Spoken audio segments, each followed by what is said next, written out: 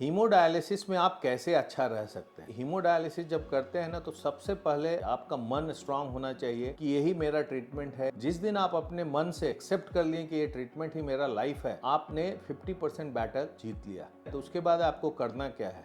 करना यह है कि आपको 2 डायलिसिस के बीच में जो वाटर गेन होता है वो 2 से 3 किलो से ज़्यादा होनी नहीं चाहिए। अगर आप 4 घंटे की डायलिसिस में पानी कम निकालेंगे, 500 से 750 ml पर आवर के स्पीड से निकालेंगे, तो आपको ना क्रैम्प्स आएगा, ना डायलिसिस के बाद वीकनेस आएगी, ना डायलिसिस पे ब्लड प्रेशर कम होगा, ना आपको थकान लगेगी।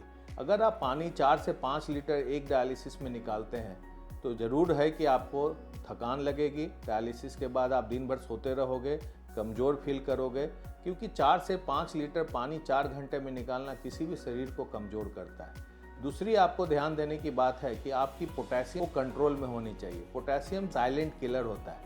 जब आप डायलिसिस मिस करते हैं तो वही पोटेशियम जब शरीर में बढ़ जाता है और ज़्यादा कोई सिम्टम्स नहीं देता, एक सिंकिंग फीलिंग देती है। जब तक आप मॉनिटर नहीं करोगे वो पता नहीं चलता और लोग डायलिसिस पे आ जाते हैं और कोलैप्स हो जाते हैं, क्योंकि पोटेशियम जो है सडन कार्डियक अरेस्ट करता है और कार्डियक अरेस्ट के चलते पेशेंट की अकस्मात मृत्यु हो जाती है।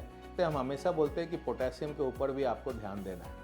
तीसरी जो बहुत इंपॉर्टेंट चीज़ है वो है हीमोग्लोबिन। हीमोग्लोबिन आपको 10 से 12 के बीच में रखना है ताकि आपको शरीर में एनर्जी रहे, हार्ट का फंक्शन अच्छा रहे, ब्रेन का फंक्शन अच्छा रहे, आप कमज़ोर ना फील करो, आपको नींद अच्छी आएगी। तो हीमोग्लोबिन एक बहुत इंपॉर्टेंट चीज़ है जो आपके शरीर की एनर्जी को कैरी करता है। चौथी चीज़ है न्यूट्रिशन। उसको आप मॉनिटर कर सकते हो एल्बुमिन के लेवल से।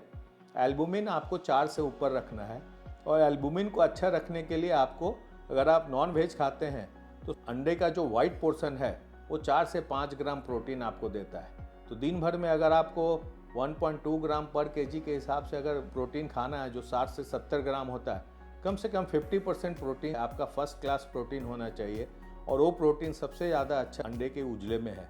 तो 6 से 8 अंडा वाइट पोर्शन जो आप खा सकते हैं। और उसके अलावा आप अगर वेजिटेरियन हैं तो छाछ है, पनीर आप खा सकते हैं, सोया मिल्क आप ले सकते हो, सोया चंक्स है उसको खा सकते हो। पांचवा जो पैरामीटर आपको मॉनिटर करना है वो है हार्ट फंक्शन, जो साल में एक बार आपको जरूर करना है। और हार्ट की फंक्शन जो है 50 से 60% के ऊपर अगर आप रखेंगे, तो मेंटेन रखेंगे, तो आप आधी बैटल बची हुई जीत जाएंगे। क्योंकि आपको पता होना चाहिए कि डायलिसिस का मरीज 50% टाइम हार्ट की तकलीफों से और 25% टाइम इन्फेक्शन से जान जाती है। इन्फेक्शन से बचने के लिए आपको ज़रूरी है प्रोटीन इंटेक, और हार्ट के फेल्यूर से बचने के लिए ज़रूरी है आपको रेगुलर डायलिसिस, वाटर इंटेक पे कंट्रोल और हीमोग्लोबिन का मेंटेन करना।